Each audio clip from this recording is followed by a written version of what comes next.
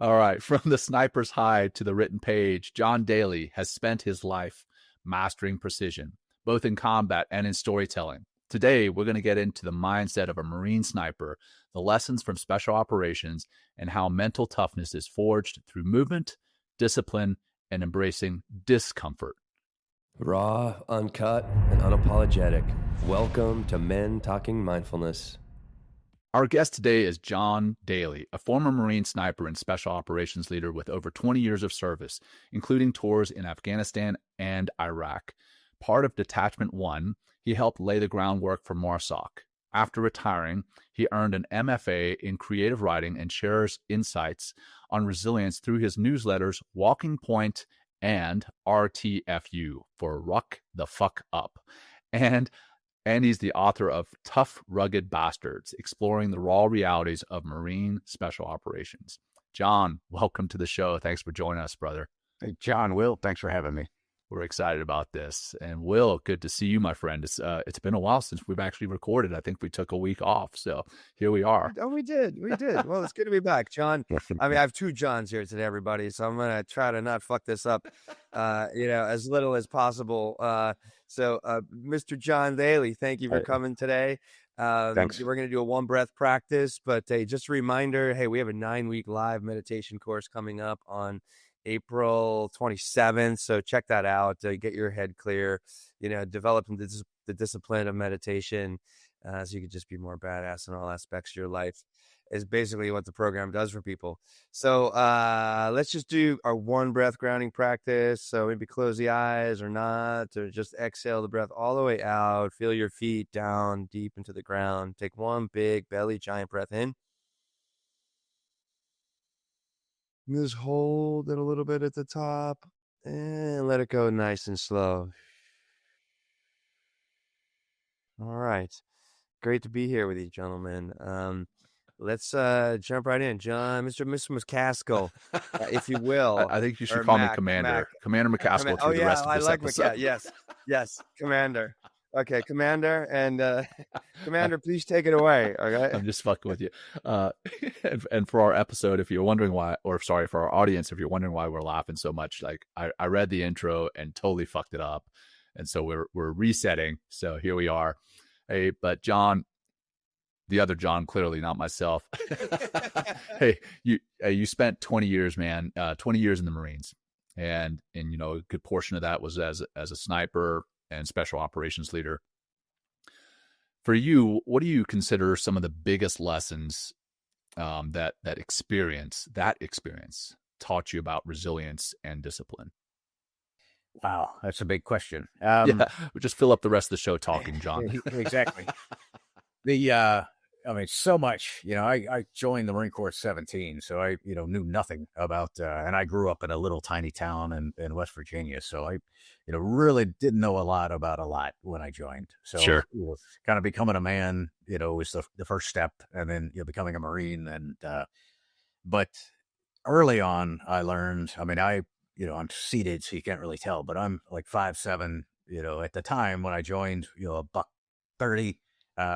Oh my God. Not really, not really Marine Corps, what you would imagine as a Marine, but I wanted it so bad, and I wanted it so bad for a long time, that, I was, as soon as I got in, I started just looking at successful people and saying, what are these guys doing that I'm not? How can I, mimic what they're doing? And so resilience, one, is just, it's a lot about really wanting whatever it is that, being committed to whatever goal that you have. I learned that early. And then, there's always a way. I think that's probably the second thing. You can always find a way to be successful, and you can find plenty of ways to be unsuccessful. So you've got to choose. And then as I kind of progressed, particularly after going into Afghanistan and really, for the first time kind of getting into a gunfight, I realized, how much of what we do is mental, right? And that's definitely a realm that you can excel at, regardless, how big, or short or talented or untalented you are. Winning the mental game is the the key to everything. So I say that's really the probably the biggest lesson, and really at the heart of my ruck the fuck up emails is you can always do more. You can always work harder. You can always refine. You can always chip away at the negative and always kind of get what you want through doing what it takes. Nice. And I have to smile a little bit because ruck the fuck up. I've got this 60-pound weight vest sitting right over here, and again, as we were talking before the show, it's kind of driven by having read The Comfort Crisis by Michael Easter. But I have to be honest, I haven't put that thing on in a while. Now after this episode, I've got some workout time. Now I'm going to throw that thing on and ruck the fuck up, right? to continue to develop my resilience and my grit. So thanks already for the motivation. Yeah, that's what it takes, right? I mean, just consistency and discipline, and just keep showing up. Well, let's dive in your book a little bit. You mentioned in Tough Rugged Bastards about the early days of Detachment One and standing up for MARSOC. Like, what was it like, being part of something, completely new and untested? And what was it like for you? Yeah, it was, insane. I mean, it's like indescribable, really, to be picked. Like I said, I was always, I think I talk too much about it, but it's definitely the one thing that I talk about in the book that people, reach out to me about all the time. The idea of imposter syndrome. And I think there's just, everybody, I've realized that I thought I was the only one that had it, and it didn't have a name. And then when I found out that it had a name and I wrote about it, I hear from people all the time from all walks of life that man, I thought I was the only one. Oh man, we've done a whole episode on that. Like so many people. Yeah, you could write books. I'm sure there have been books written about it, but and I think there's, with a lot of things, there's two ways to look at it. And I think the people that are successful are able to turn that to motivation, rather than the world's out to get me, I shouldn't be here, and there's certainly some of it. I mean, I spent a lot of my career waiting for somebody to tap me on the shoulder and say, hey man, you're not supposed to be here. Right. Yeah. I feel you. Somebody screwed up.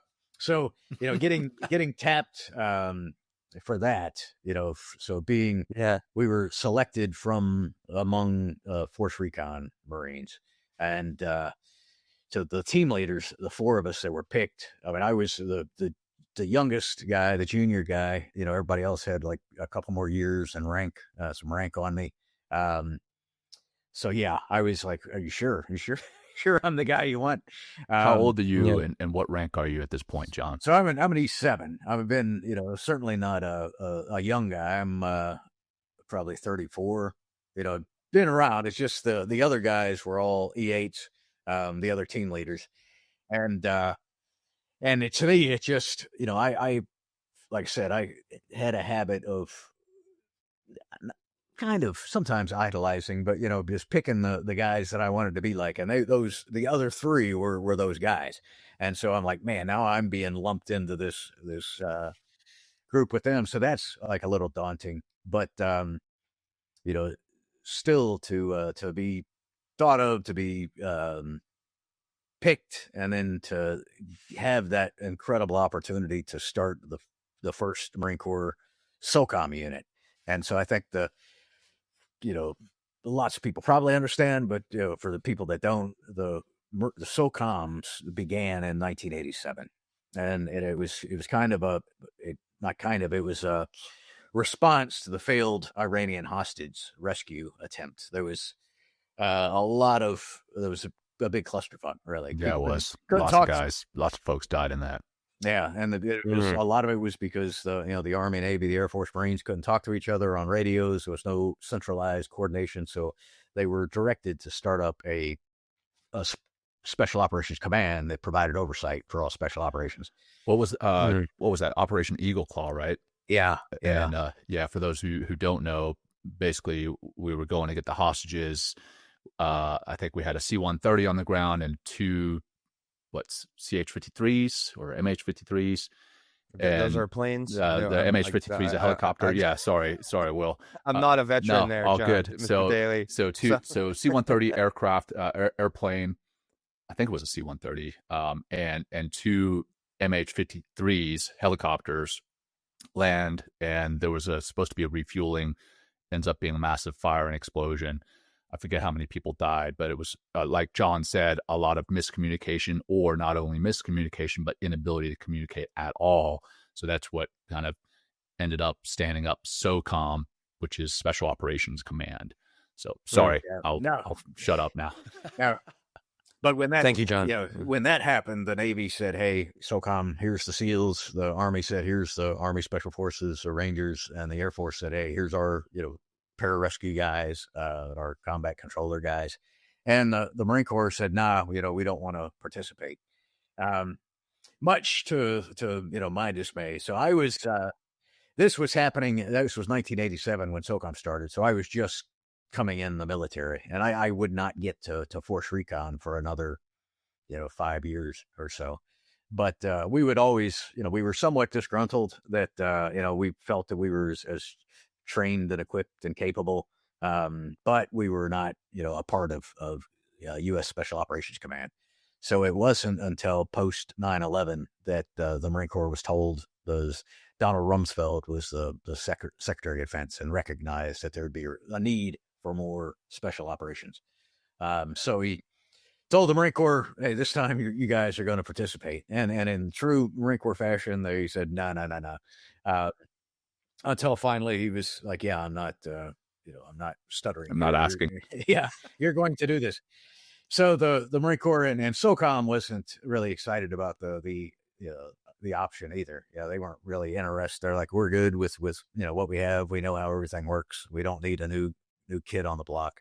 So so it was interesting to be in that position where nobody really wants you, but it's nonetheless, you recognize that it's going to be a wild ride, however it turns out, and an amazing opportunity. And I was given the opportunity that you never ever get, to pick your own team. Just within the Marine Corps, hey, pick the guys that you want, and we'll do our best to get them. I had two of my guys had already gotten out of the Marine Corps, and we're calling them up like, "Hey, man, you want to come back in?" And they're like, "Hell yeah!" So we brought a couple guys back in, and put together not only on our side the special operations guys, or the shooters, but like our intelligence support, everybody that we had, our administrative support, everybody across the board were just the best that the Marine Corps had to offer. So it was an incredible opportunity. I bet. Yeah. So kind of moving from your tactical background, or I guess still connected to the tactical and strategic background. So you've got your newsletter, you've got your book, or multiple newsletters, right? So specifically, I want to talk about Ruck the Fuck Up. Again, coming back to that. Great name. So to you, what does that phrase mean? And then how can the average person start taking their lives and developing that toughness in their own life, right? I mean, most people are not special operations operators or former special operators, and how are they going to take that, what Jon, and apply it in their lives? Yeah, I think, let's see where to start with that. I started writing the newsletters because after I retired, and I retired from active duty, but I still work with Marine Raiders. But then I started writing the book. I started getting asked to speak, kind of little keynote type things, and then I started doing a little coaching on the side, kind of performance coaching, and realized that that's something that's lacking in a lot of people. It's just a level of grit, determination, and this misunderstanding of really what it means, or how it's built. So I started writing the Walking Point newsletter first, but I found that I was writing a lot of posts about building mental toughness, and most of those were a little full of F-bombs, and those kind of seemed to resonate with a different audience. So I said, "Hey, you know what? Let's just kind of bifurcate here and have a weekly newsletter about rucking as a form of exercise, as a form of mental toughness development. And then certainly Michael Easter's book came out and kind of, launched rucking as a form of fitness. And I had also been approached by the Go Ruck people. I was going to ask if you're connected with them. I have some of their gear. I do. I'm a cadre, like I'm, a guy who leads rucks. I really haven't led any. I've been like certified, but haven't been able to find the time and figure it out where I can do events with them. But it's it's both. Michael Easter's done an amazing thing, for humanity, and Go Ruck as well. I think by making it something that's accessible to everybody, and something that because there's a lot of I wrote about the last week that there's the saying that we well know that if it's stupid but it works, it's not stupid. It's kind of, I think it falls into like one of Murphy's laws of combat. But I get, it's getting emails from civilians saying, hey, I'd like to start rucking, but I don't want to look stupid. I don't want my neighbors thinking I'm, some militia or I don't have, I don't have $300 to drop on a Go Ruck pack. All I've got is this JanSport from college, and I don't the old JanSport. Yeah, the JanSport will work. Classic. Until it won't. Yep. Until the bottom falls out. Or the straps rip off. One of the two. But use it until then. That's the thing. But I think from the kind of standpoint of mental toughness development. So then the newsletter kind of varies. Really, it's not as well thought out sometimes as I'd like it to be. But I view mental toughness, the analogy I always come back to, is a well, and there are absolutely times, in training and everyday life, when you go to the well and there's nothing there, then that, so the only way to continue at that point is to start, get down on your fucking knees and start scratching at the ground, until you can get a sip of water. Yeah. And the thing is that every time you do that, the next time you come back, the well is deeper, the water's clearer, there's and that applies, across realms, right? I mean, I'm a firm believer that if you throw a 50-pound ruck on your back and go until you puke, then, when you have to make a business decision, you're going to be a little more clear-headed, I think, because you're going to have unless it's right after you puke. Well, maybe, yeah. But you're going to say, this is, I've been in really hard situations before, and that's one of the tenets of military training, especially Marine Corps training. The more that you sweat in peace, the less you bleed in war. And the harder things you do, the easier, when you do hard things become easier. Thing that I get hit with a lot and is, people will, say, well, yeah, sure, you can go out and ruck every day or whatever because you were in the military for 20 years and that's what you do. You've got a ton of discipline, and in some cases that's true. Right. But, if I get up early in the morning, go for a ruck, go to the gym, that, over time, I don't have to go to the well for that. One, because it's just what I do. And two, it starts to become something that I need to do. It's something that actually fills the well rather than diminishes it. So when, somebody who's, unaccustomed to exercise or hard work, looks at somebody, else and says, hey, this, how do they have the resilience to do this day after day?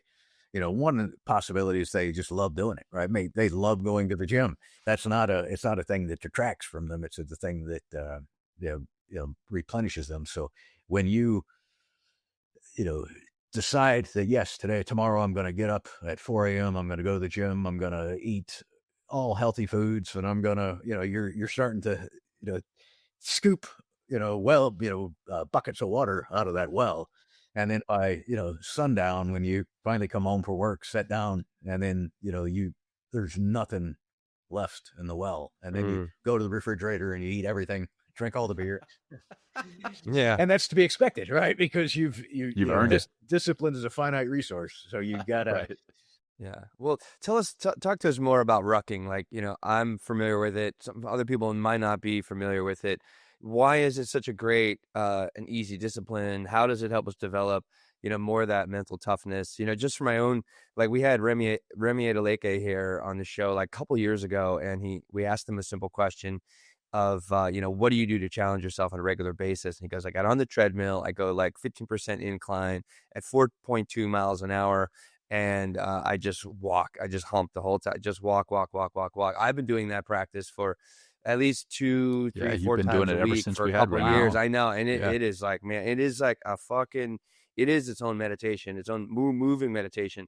But take us through, like, the aspects of rucking, just so maybe people want to try this, and what to look out for, maybe equipment to buy, and then kind of dive into like why it's such a great tool for mental discipline and mental toughness. Absolutely. So yeah, equipment. I always tell people you can start with what you have, and then figure out what's not what's not working, or what you want new or better. But for the most part, if you have a pair of tennis shoes, running shoes, any kind of supportive footwear, will be fine. And for, like I said, for a ruck, military surplus rucks are great. Although they're becoming like a hot commodity now, so and tougher to. Alice pack. That's just a different type of backpack. Is that all that is? It's just got a like rucksack? a metal frame. It's the old school military backpack essentially. Okay. Well, I've still got my old one. Yeah, the purpose is just to add load, like add weight to your body, right? There's and Michael Easter talks about it. Whether if you want to be a purist, a ruck is a backpack. So rucking would be that you have a backpack on, but a weight vest does the same thing. Carrying a child in a carrier does the same thing. Putting a medicine ball on your shoulder. I mean, just carrying a load. And the reason is that as soon as you do that, you're combining cardio and strength development, weightlifting essentially, right? You're you're moving under a load.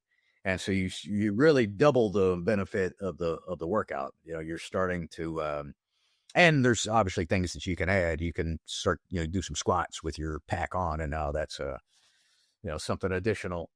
But and then you just walk, right? If you, preferably a little further than you think reasonable, a little. And there's really, when you kind of have three levers to pull on. You can go farther than you have before, you can go faster, or you can carry more weight. And so it's always adjustable. And it's it's great because if I wanted to go out with my wife, I might have 60 pounds, she might have 10. It doesn't matter. If we're aligned that way, we can move at the same distance, the same time. Or maybe she's stronger than me and she's carrying more. That I wouldn't admit that. My wife probably is stronger than me.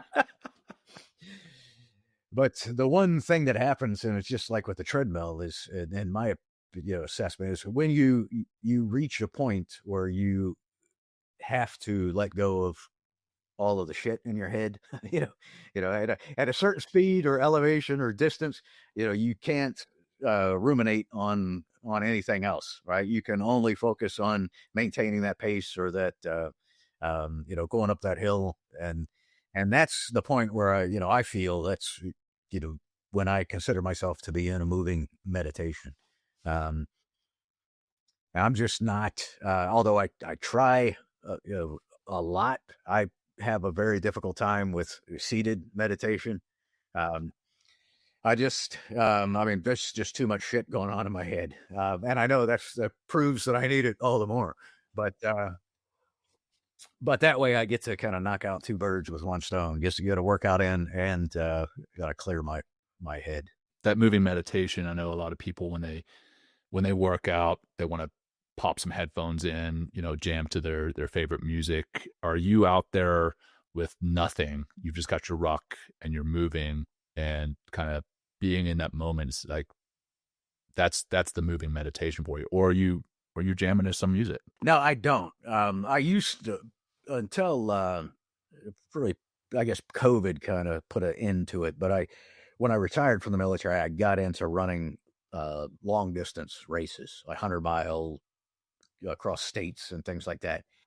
And at times I would listen to music, but music won't last that long. Your iPod won't last that long. So I really, learned to get comfortable with silence. And I go through, it's certainly like a kind of a stepping stone. When I start walking, it's a lot of stuff going on. And some of that's beneficial. There's times when I, use a ruck in the morning to think through a problem. There are times when I ruck with somebody else and I use that to catch up with them, talk with them. But then there's at least, once a week, I try to kind of induce a state of mindfulness through exhaustion, I guess. And then I do a ruck on Sunday mornings. Usually I kind of jokingly say it's like my church, but it's, there's a nature trail that I've probably every Sunday morning if I've been in town for the last 5 years. It's just a series of loops that I go and walk, and those just try to more kind of traditional, just like focus on, my footsteps, focus on the breathing, focus on, and, to let everything else go and try to reach a meditative state without, having to puke. So Yeah. So you're essentially getting, like you said, 2 for 1, right? You're getting the meditation and you're getting the exercise. But I would say, and this is from my just hearing you speak, you're also dumping some of the shit that's up here in your mind, Right. maybe even manifesting in your body as tension or anxiety or whatever. You're dumping some of that, even though you're adding a load, right? You're adding a physical load, but you're dumping this mental and emotional load. And simultaneously, you're also developing that mental toughness. So it's, like you said, it's the 2 birds with 1 stone. No question there, but I was just in my mind, I was like, oh, that's kind of cool. You're adding to your load physically, but you're reducing your mental and emotional load. And I just wanted to bring that to the attention of the audience. Yeah. It's kind of, and I kind of know a lot of times I'll walk the exact same path, week after week, day after day, and learn to be good with that, learn to not get bored by that, I think is a thing.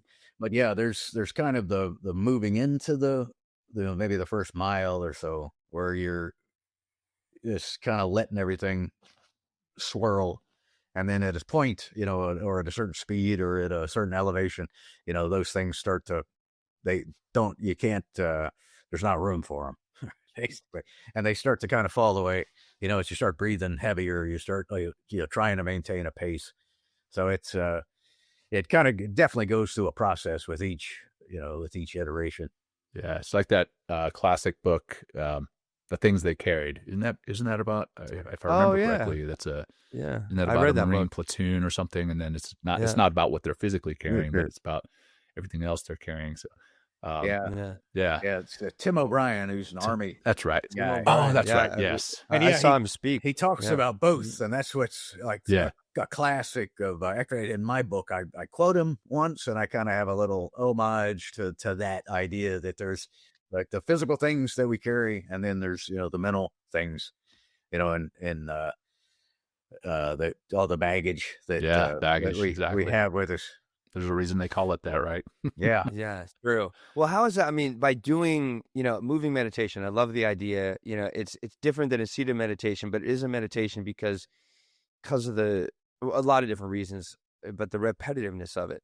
So how is that, walking the same trails, like maybe adding more weight, confronting yourself every day, getting uncomfortable, which is super key, to really begin to see the mind and transform more of the mind.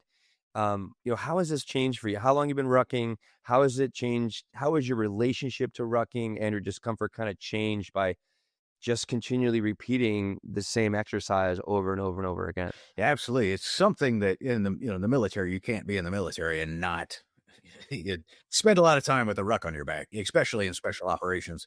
So it wasn't something that we, look forward to doing, when I was in.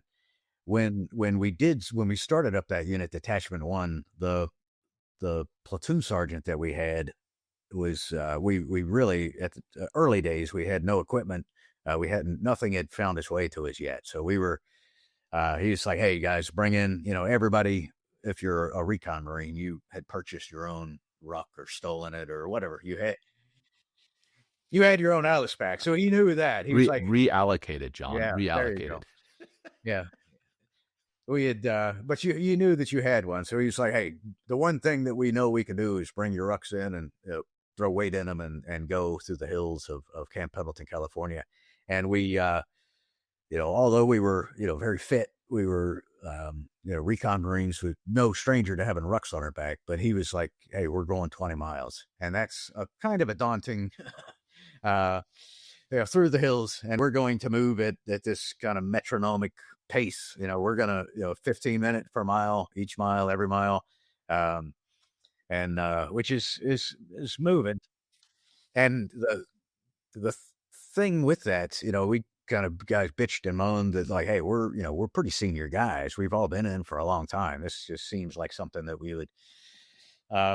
But once we got into it, it became easier every single week, and we would do this every Thursday morning. This rain or shine for over a year. Early up before the sun, doing this 20-mile ruck, and as we started going, it started getting easier, and it built a lot of team cohesion. And then he started throwing in we'd come down the mountain, and the last 4 miles was in the soft sand of the beach. Oh my God. So we would show up at the soft sand of the beach, and there would be a 5-ton tractor tire, or a vehicle tire. And he's like, hey, each team grab a tire. You got to get it back, 3 miles. Or there would be like, hey, you got to put this 200-pound dummy on a stretcher and carry him back. And it was it worked at building mental toughness, but it, by that point we'd laugh like, so what, you can, there's a lot of things you can do to us, but you can't kill us. All right. So, we'll make it back. That's not a thing. And then it started becoming a race between the teams, who could be faster, who could be, and it really was a brilliant leadership move, because he was dealing with a lot of great big egos, even though which is the odd thing. We've got the imposter syndrome on one hand, but also great big egos, and they can coexist in the same head. And that really kind of gave us a fruitful way to kind of express that, work through that. But it also just kept us all in phenomenal shape. So after I retired, I realized that, I started like doing the long distance running, and that was largely, hearkening back to, I'm like, it's, I started seeing there where it really helped me I was afraid I was going to lose the level of mental toughness that I had after retirement. And I was like, man, I've got to do hard things. I said, I would still do rucking, but I was primarily doing, like I said, these long distance races. And I think when COVID hit is when I really started, it's just the races. There weren't, races to run. And so I went out I took like a week of vacation with, the weekends on either end, and went out in the mountains of North Carolina and just hiked this trail for 150 miles or whatever. And realized, I'm like, man, this was the best time of my life, right? It's because, after, about a day, there's a thing called the 3-day effect of like getting out in the woods. And after 3 days is enough exposure, if you like no phone, no other people, that it will, the beneficial effects of that will stick with you for a long, 6 months or so, allegedly. But you could tell, I noticed that like at the first 24 hours, walking, or I'm just thinking about stuff that I got to do when I get back. I should have done this or that. And after that, you just kind of get into a rhythm, and being able to go out for, a week, 10 days, my goal, I haven't been able to do it yet, but like the Appalachian Trail or a long trail, Pacific Crest Trail, talking to guys and gals who have done that, your life becomes very, very, very simple. All right. It's walk, eat, sleep, repeat, that's for months on end. So, I can't, obviously most of us have got to work, so we can't do that. But, then I really got back into rucking, just, wanted to prepare myself for these kind of adventures that I wanted to have. And, as I started doing that, a lot of the time I do my morning rucking around MARSOC, around other young Marine Raiders that are out training. And one, I think it's an ego boost a little bit for me. I have to admit it. But I also think it's, there's some benefit to them being like, hey man, this old bastard is still out here getting it. So I need to, step up my game. John, I just want to know if you're out there in your Marine Corps red shirt and then your green silkies, your short shorts, like one of your balls is hanging out. I should be. Yeah, I should do that. I'll see if I can find some. Well, if you're not familiar, man, I'm not. The Marine Corps silkies are just ridiculously short shorts and they're green. man, they're short. But I can't really talk too much shit because we in the SEALs also have what's called underwater UDTs? demolition. Underwater demolition team shorts, and they're probably worse. Well, in the yoga world, we call them booty shorts, guys. Yeah, booty exactly, booty shorts. The military version of the booty shorts. Yeah, we wore in recon. We wore UDTs. That was the and yeah, they just shape your ass up. Yeah, like they do. Son of a bitch. Yeah. I don't know why we still wear those. Yeah. Anyhow, I'm going down a rabbit hole. So John, I mean, clearly we've talked a lot about rucking and this being a moving meditation, and we've touched on the fact that people have become addicted to being comfortable, right? What do you think is today's modern like the biggest killer of mental toughness, or maybe what's the biggest comfort that people are going after, if there is one? I have one in my mind, but I'm curious what you think it is. And then if somebody identifies what that thing is, whatever it might be, how could they, or maybe rather than how could they, but what do you think are 3 things somebody could do today to sever that tie between that source of comfort and going after it and developing that mental toughness? Yeah. I don't know if there's one big thing. I mean, certainly phones. Phones. That's mine right here. But I think, and I complain about them all the time. But I still, it's very hard to distance yourself from it, right? Just, especially when you're in a, I mean, I write newsletters that That's are how you make your living, right? Yeah. To a certain extent. So it's tough. But I think, one of the things that Michael Easter talks, kind of really well about it in his book, that, we were born, or we were as creatures, we were, it's not really up until the last, 100 or so years where, we now live at 75 degrees. We're not, if we're cold, we'll do something about it. If we're hot, we'll do something about it. We never have to be displeased. We don't have to eat food that we don't necessarily like because we're starving. We don't have to, watch a TV show that we don't like because John, 5,000. I wasn't even reading it. This is how bad it is. I was listening to The Comfort Crisis by Michael Easter because reading is uncomfortable.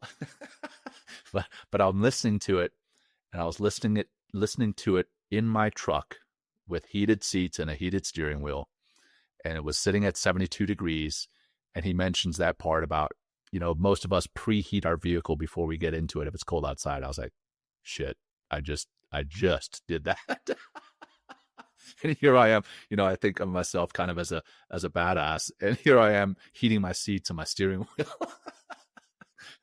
A couple of years ago, the truck that I had, my wife was like, "Hey, for Christmas, I'm going to get you a car starter, that you can do it." And I'm like, "No, I will not do that. That's like a bridge too far." But now, I bought a new 4Runner, and it's there. It's got it's hard not to use. Yeah. But absolutely, a couple of things. I mean, you could just, whatever it is, do something that makes you uncomfortable. Put the thermostat down to, colder than, or, 30 seconds under the cold shower at the end of your shower, or going outside and drinking your coffee outside when it's 30 degrees. Just anything you do, you're taking maybe it's a little baby scoop, but a little scoop out of the well And that's, you can do that without, any real, certainly no danger. You're not going to freeze to death. You're not going to starve, eating a meal that you don't particularly care to eat. There's all of these things, really kind of just starts to recalibrate the brain to say that, hey, I don't get to have everything I want the instant that I want it.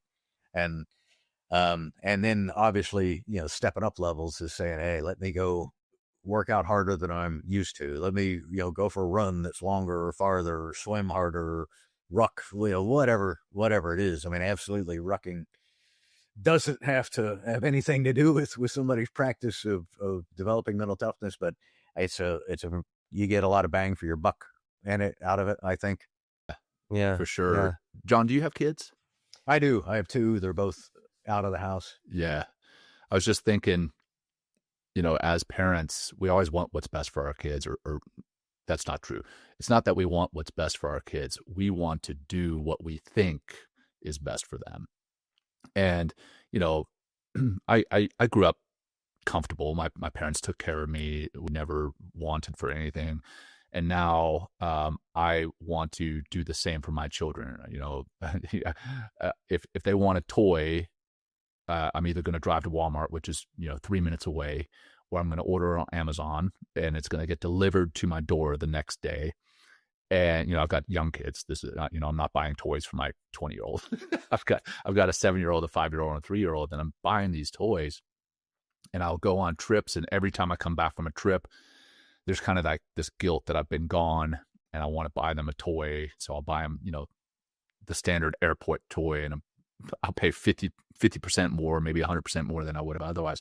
But my whole point here is, how much do you think we as parents are responsible for making the next generation, I don't want to say weaker, because I don't believe that any generation is necessarily weaker, but more used to being comfortable? Yeah, absolutely. I think it, like my grandparents, lived through the Depression, right? So for them, and they were like young, kind of experienced that as very little. So for them, they were like saving, slivers of soap to like press to make a new bar of soap. I think they kind of treated our parents, or, probably our parents, or that next generation, grew up with some of that. And then, but there's also, just the times, right? The 60s and things there, the 70s. I think they kind of had this level of guilt. They're like, hey, I need to make sure that my kids don't go through what I went through with the parents who had lived through a horrible time. And so I think, there was some of it. I mean, even when I was a kid, there was, I remember like the everybody losing their minds because they decided to give trophies to every team that, like baseball team, even if you lost. And I remember my dad like, what? The participation trophy. What is this for? What did you do to get this? And so I think that was like kind of the start of it. And it, and it's always the thing that everyone's like, oh, this next generation sucks, they're weak. And, if that's true, and I agree with you, I don't think it's true, but if it's true, it's our fault, right? We did it. Yeah. You can't blame them for, I mean, really, and like I said, I get to see young Marines coming in, first going through Marine Corps training, becoming Marines, and then going through an assessment and selection and a 9-month course to become Marine Raiders.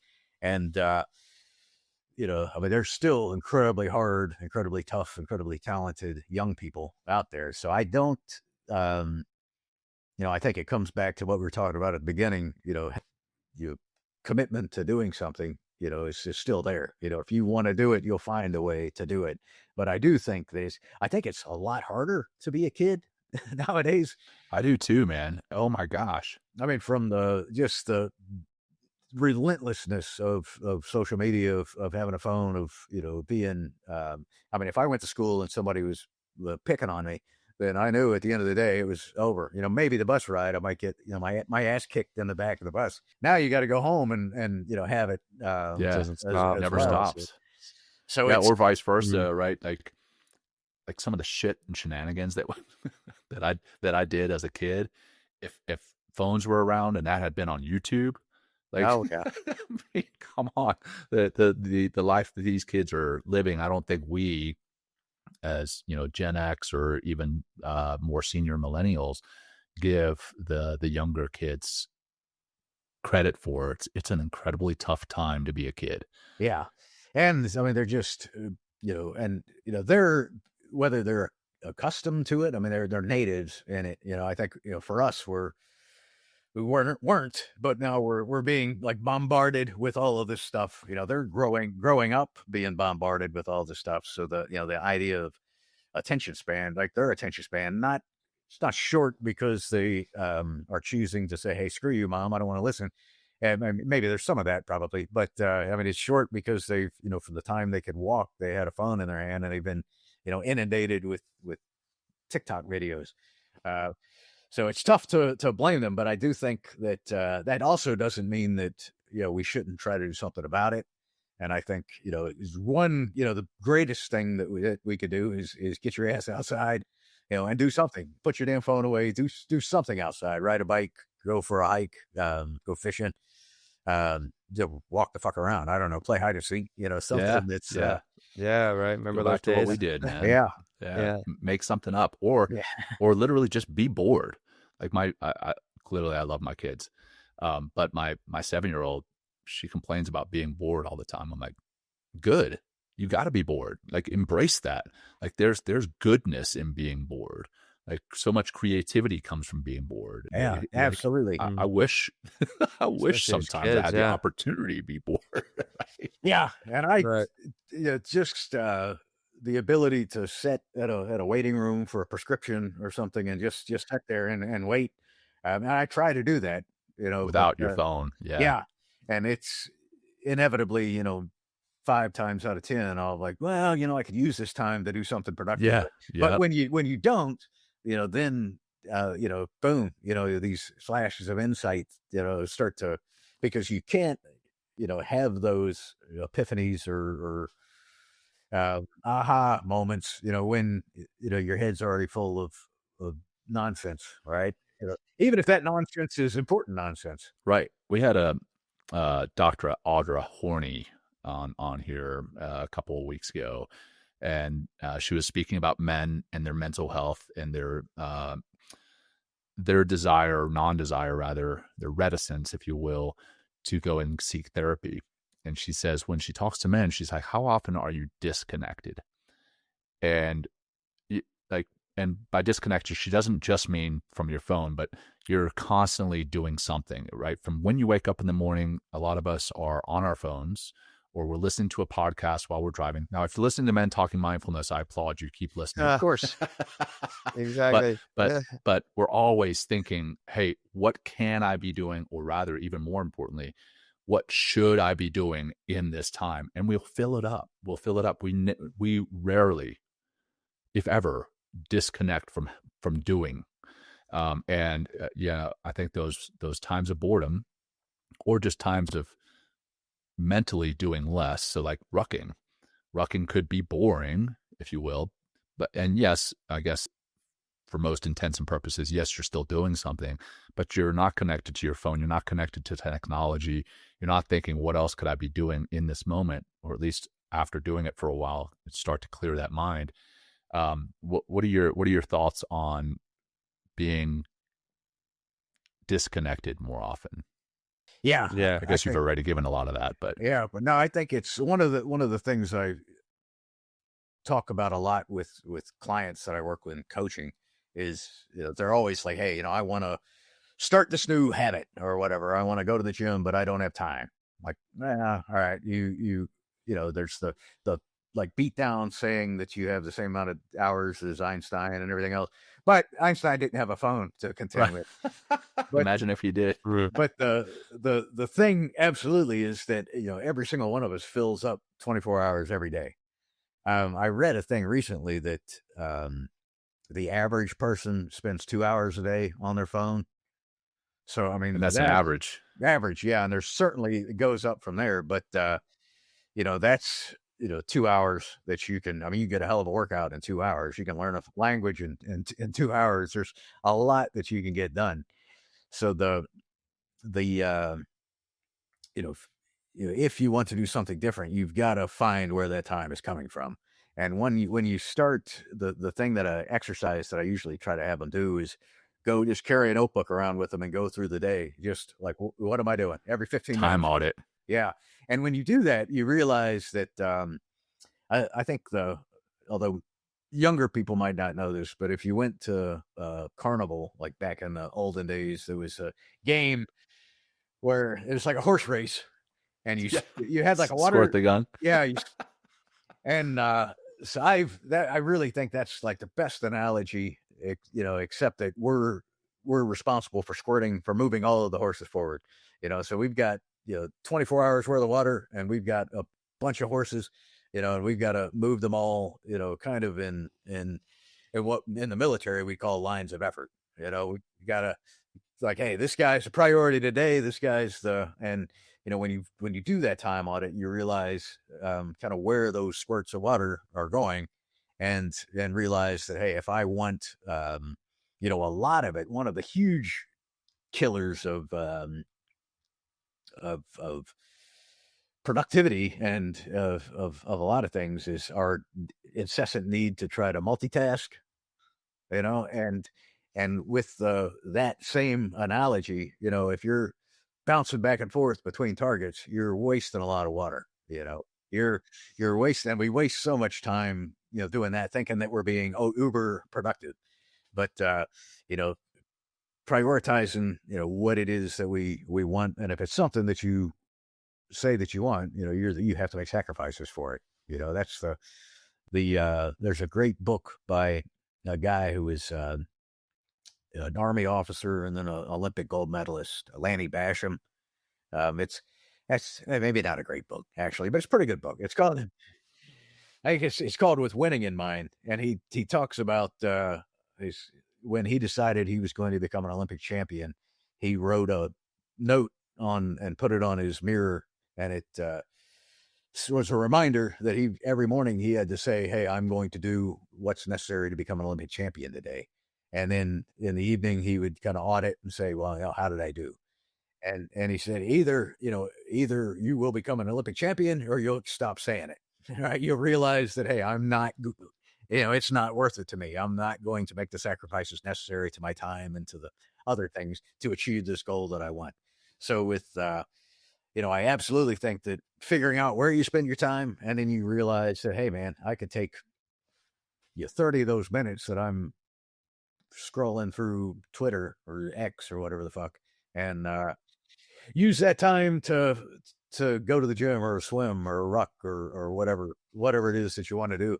And once you it's kind of like unchaining yourself, you get out and you're unplugged, then you realize, hey man, this is, I want more of this. I just want this feeling, this like ownership of my own mind, without requirements or other people talking at me.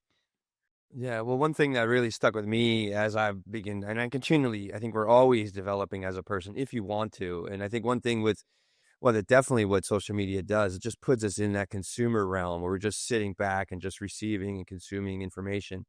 I read a really great book a long time ago. God damn it, I'll remember the name of the book. It's by Jim Lohr and Tony Schwartz, and it's all about your energy and your time. And they say in the book, like, to be the predominant creative force in your life. So that's like when you're talking about that 30 minutes, like, what can I do with this 30 minutes instead of just scrolling and wasting my time and just filling my brain with a bunch of shit that might not even be true, or doesn't even like help me move forward in a productive way.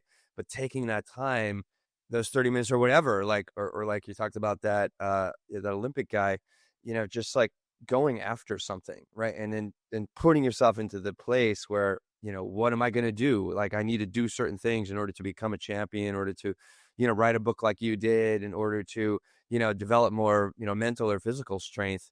It's just so important to remind ourselves that, we are these creative beings, and what am I going to do with this creativity? How am I going to, what I do with the time that I have, what I want to do with the time that I have, instead of, just throwing it away. I mean, we just, we talk a lot about comfort and the comfort crisis that we kind of all live in. What do you do to continually, you're an older guy, you have, it sounds like you seem like you have a really good life. What are you doing to challenge yourself on a regular basis? I try to do, it came from some book. I'm an incessant reader. I love reading, and at least one of the books, I have my morning book and my nighttime book. My morning book is some sort of self-help, self-improvement book, because there's so many of them, and you get something, some nugget out of each of them. One, because I produce a lot of newsletter. I need to read other people's thoughts. But in a book I was reading, they're like, you've got to build a calendar that provides adventure, and so I sometimes fail at it, but I try to set aside an hour a day that's for me, and usually I hit that. That's my hour rucking or in the gym, a half a day on the weekend, and then a full day every month, and then some sort of more extended thing at least once a year. Every quarter, like the Mascogi. Yeah, something, something really hard. And what I prefer to do for those is go out into the back country alone somewhere and just hike, camp, do whatever, backpack. But I think it's important to set some goals for yourself, because I've turned like 55, and one, I don't feel like it at all. Some, like when I wake up, I feel like it. I just had this rotator cuff repaired, so it's still my knees always hurt, but mentally I feel a lot like I'm sometimes I confuse myself and think I'm still 25, but normally I'm somewhere in the 40, 42 ballpark, and I'm pretty contented with that. But in order to do that, you've got to, have adventures. However you define adventure, if that's like going to flea markets on Saturday, or if that's, fly fishing or whatever it is. That's what my wife says. She's a big fly fisher woman. Yeah. She went fishing all day yesterday, and she came back a completely different, way more relaxed person. One, I can't fly fish, but that's I mean, watching somebody fly fish is a meditative thing. Right? Oh, absolutely. I can only imagine. That's a moving meditation. Yeah, exactly. Yeah, that's the adventure calendar. I've got this big ass calendar on my wall, just from Jesse Itzler, and I've got little goals along the way, and then I've got the Mascogi, and Will's aware of this. My Mascogi this year is a big physique competition in August, and then Will and I both have a Spartan race in October that we're training for. So we've got our challenges, but we've got mini challenges along the way too. And then Will, I of course typed it in ChatGPT. The Jim Lohr and Tony Schwartz book is The Power of Full Engagement, Managing Energy, Not Time, is the key to high performance and personal renewal. Right, exactly. So great book. Really good book. I think I've read that. I need to write that down. It came out years ago. Really good book. I mean, because it's all about the economy of your energy, not time, and and rewarding your energy. And I read that book probably 12 years ago or something like that. Really good eye opener for me. Just because it's again, it just helps you to realize help important time, your energy, what you're doing at that time, and how to make the most of that time. And they've actually even talk one thing I really enjoyed about the book, coming back to mental toughness, is they do a lot of references to tennis in particular, and they say what separates there's the top 1,000 players in the world from the top 10, right, is what they do, what they say, and how they are in the 10 or 15 seconds they have between points. This is the one thing that separates the top 10 from the rest of the 1,000, is how they walk back to the line, how they're speaking to themselves, how they're breathing, setting themselves up hope for success on that next strike or the next receive. That's what makes the biggest difference in the top 10 champions in the world, and they just use that as an analogy or an anecdote to show how important our energy is, and how you're showing up within that energy. Really, I mean, really, that book was very I profound. like that. Yeah, yeah. I just read a very, very short book. You could literally read it in, half an hour, if that. It's called 212 Degrees. Yeah. So you know what, man. So the whole premise, Will, is very similar in that water at 211 degrees at sea level anyway does not boil, but you add 1 degree and it starts boiling, and that's boiling water powers trains. It'll move a train. That's the power of boiling water. But then it breaks it down into, similar to you, what you just mentioned, is like the difference in winning the Indy 500 and being fifth place is this many seconds or split seconds, and the difference in winning the Masters and not winning is this many strokes, and it breaks it down. Like, this is 1 degree, if you will, metaphorically, the difference. And that ties to kind of what we're talking about today, is the difference in having mental toughness and not having it could be that quote unquote 1 degree. What are you doing in your life, or not doing, that's keeping you from attaining that mental toughness? And that mental toughness, what is that going to give you? Is it going to power that train, or is it going to, or the lack of it, is it not going to allow you to power through your day at work? Is it not going to allow you to do that extra project? And I don't want to say work longer hours, because I hate talking about working longer hours. I think that's bullshit. It's all about the effectiveness and the productivity. But what is your 1 degree, and what is not putting in that extra 1 degree keeping you from? It's pretty great way to think about things. Yeah, it's a great little book. And that's awesome. I mean, it's one thing I don't know if it's because of that, but like, since reading that book, that I try to keep in my head. If I'm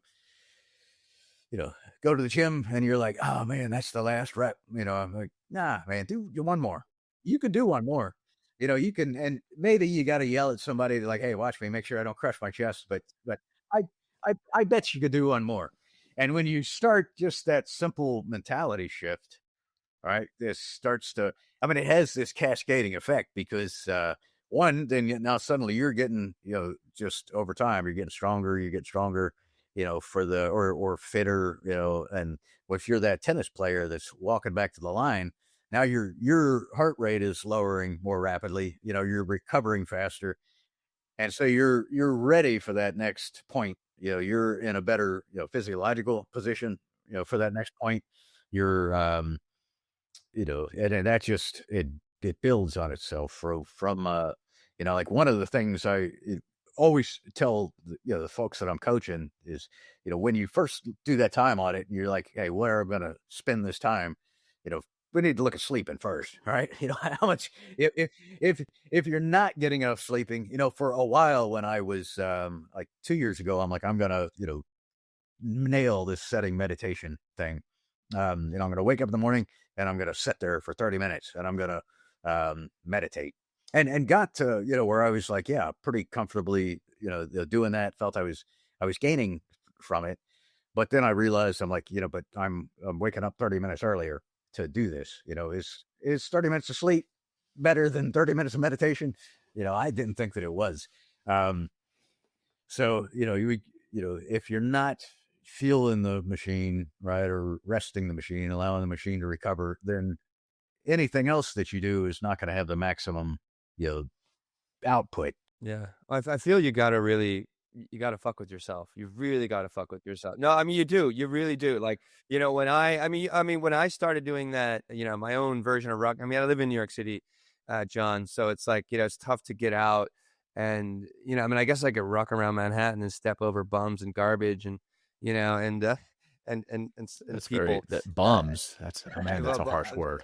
Bums. Sorry. Homeless people. Not even homeless these days. It's houseless. It's houseless. Houseless, or it's displaced human beings. I don't know whatever. Yeah, disenfranchised. You could probably. I know exactly. Shouldn't be laughing. I'm sorry. I'm sure. No. But when I get on this treadmill and I have like a certain, it's like I do go like 45 minutes. I go forward. I walk backwards. I do sideways, and and I slowly, I'll start at a certain incline and I'll ramp up to my max and ramp up to max speed. and it gets really hard. I even like walking with my hands behind my head just to kind of add load above, it's like, that's been just incredibly, very challenging, but it's also helping me to like raise my center of gravity. So I'm getting stronger in my core. So wonderful benefits, but my mind really starts, it's like, why don't you just slow down? Why don't you, I don't touch any rails or anything. Like, why don't you touch the rails or just take a moment here?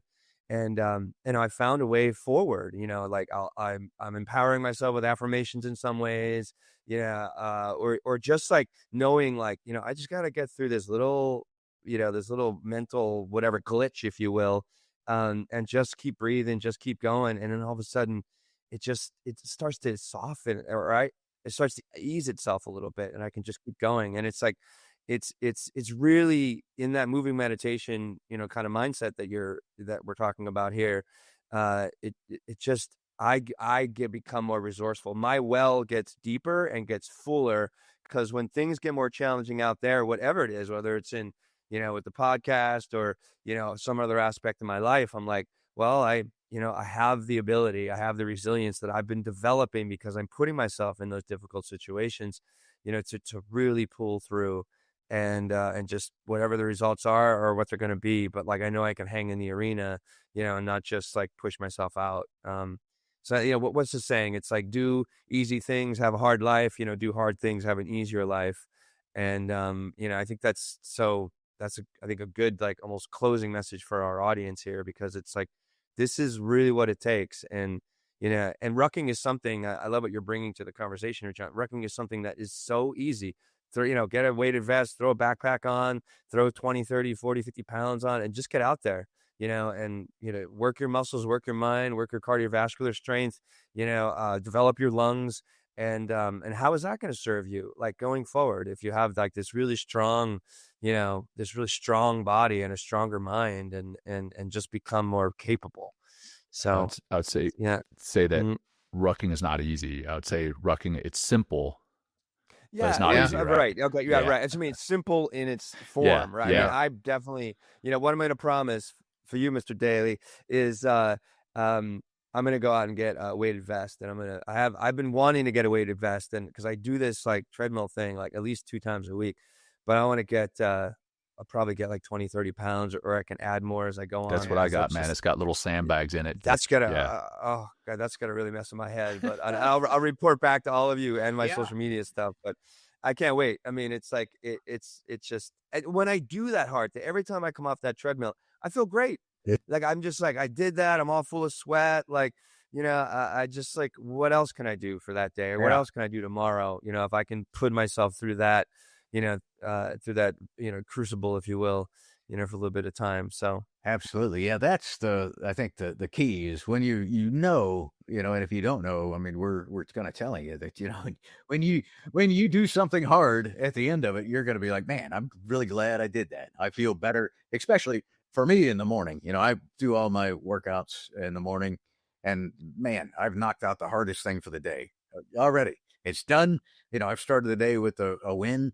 And I feel better. I mean, I've got blood flowing. I'm thinking more clearly. All of these, these things have, coming off generally like fasted, probably a lot of the times because I go out early, so I haven't eaten. So I've, forcing my system to work harder, and all of these benefits that come from it. But you absolutely feel better. And maybe you won't the first time, or, maybe you'll be sore the next day, but the next time you go, you're going to be like, all right, well, that wasn't as bad as I thought it was going to be, and then you're going to, dig the well a little bit deeper. And like I said, before long, you just find that, hey, what's something I could do to make this a little bit harder, and exactly. That's what putting my hands behind my head did. I was like, let's just see what's available. And I put my hands behind my head and I just kept walking. I'm like, oh my God. And I started, I mean, and for people that are listening, it's just like start in small chunks. Like I started just doing like 30 seconds up, 30 seconds down, 30 I do that for like 5 minutes. Now, like, I'm going forward for at least 22, 23 minutes walking forward. And I'll do at least half of that time with the hands over top of my head, if not even 2/3, 3/4. So I mean, I'm really like, oh my God.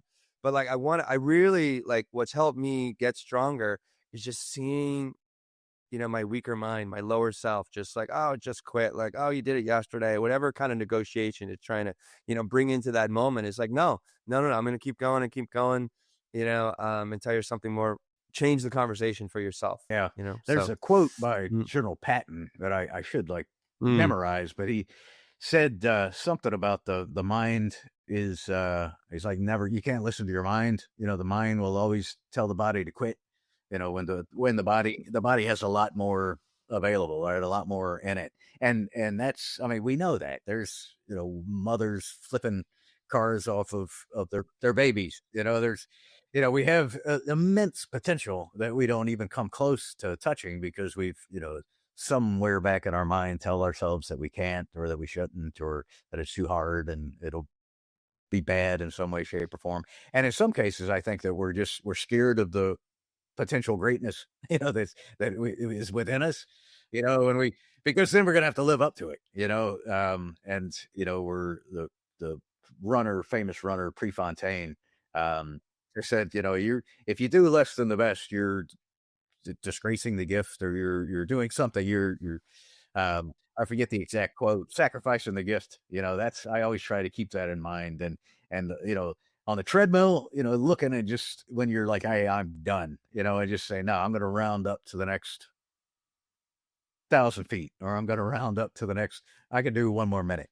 I hate the treadmill, but when I'm on it, that's this constant little game I play with myself. Fuck you. We're going to do a little more. Yeah. I do. Totally. Yeah. You're a little bitch. Don't be a little bitch. That's what I have written on my dry erase board behind my treadmill. I guess it's where I'm looking at it. It says, "Don't be a bitch." That's great. As a matter of fact, Will, Jeff, Harris, who's been on our show, he has a weighted vest, and he has this Velcro sticker that says "Don't be a bitch" on it. And again, John, I looked up General Patton saying here, now, if you're going to win any battle, you have to do one thing. You have to make the mind run the body. Never let the body tell the mind what to do. The body will always give up. It is always tired in the morning, noon, and night. But the body is never tired if the mind is not tired. I've never heard that, so I'm glad that you brought that up. Yeah, it goes on. It says, when you are younger, the mind could make you dance all night, and the body was never tired. You've always got to make the mind take over and keep going. There you go. So, yeah. And I mean, I don't know any better way to end the episode than wrapping it up with General Patton. I know, right? Right. Throw that in your next book. What's the other one? John. What's one of his other quotes is, no soul ever won a battle by dying for his country. It's something about you got to make the other person die for his. He's got some amazing one-liners. Anyway, that said, John, man, this has been a fantastic episode. Thank you. Thank you for everything that you shared with us. I'm going to throw on my pack immediately after this and go walk uphill. Going to buy one. Yeah, go walk uphill both ways in the snow. I got to work on my mental toughness, but yeah, John, fantastic episode. Thanks for sharing all these nuggets of wisdom with us. Will, I'll turn it over to you for anything, and then we'll wrap it up with that grounding practice. It's just a lot of appreciation, John. Thanks for putting the work out there. Thank you for waking up more minds, more souls, more bodies with something, something that is simple. Like, it's just simple as rucking. Like, face yourself. I mean, we need stronger bodies in this world in order to have stronger minds, because we're in this, we are in this, we are going through a massive rate of a rapid change right now. And it takes a deep well, it takes a lot of resilience. It takes a lot of mental discipline in order for us to, get together, in order to move through this together and really make a better world for ourselves. And it really starts with getting out, doing some hard shit, facing yourself, and seeing what you're made of. So thank you, John. Awesome. For this conversation thanks for today. having me on. It's been great. And the one thing I'll say is the book, the newsletters, if my website, jadailey.com, that's kind of the one-stop shop people can go to and sign up for those things. And that's Dailey. That is for J.A. Dailey. Yeah, there's about a million ways to spell that, but my way is Dailey. Is the only right way. Yeah. Yeah, and I'll say John is spelled Jon. my way. No. He spells it for our listeners. It's JOHN for him, JON for me.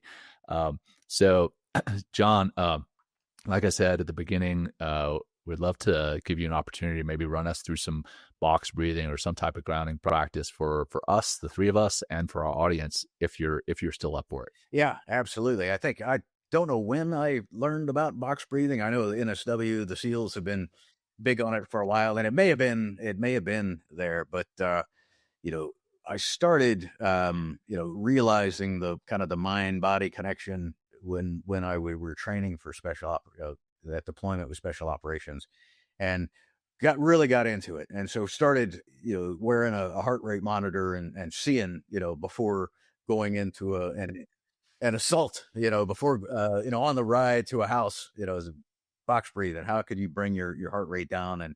And it's the same thing as being able to reset when you're walking back for the tennis point, setting the mind. And when that happens, everything that follows after it is good stuff. All right. I'm sure you used it as a sniper too, or at least some form of it, right? Yeah. Bring your heart rate down, your respiratory rate down to shoot, more accurately and more precisely. So, the simplest form, I'll lead a quick couple of rounds of it.